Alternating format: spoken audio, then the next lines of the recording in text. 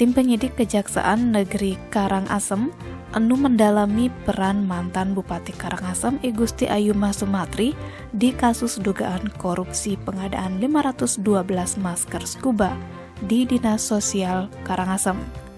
Kasih Intelijen Kejari Karangasem I Dewa Gede Semar Putra nyelasang, pemeriksaan ke mantan Bupati ane satu periode ini mulai penting.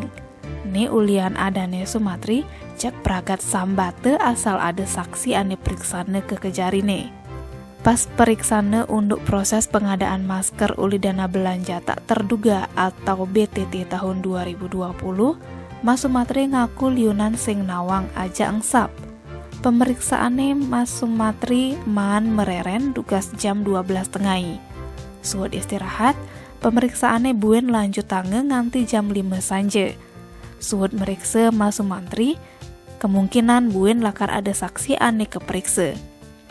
Tim penyidik enu mendalami keterangan untuk pengadaan masker scuba ane liune 2,9 miliar rupiah.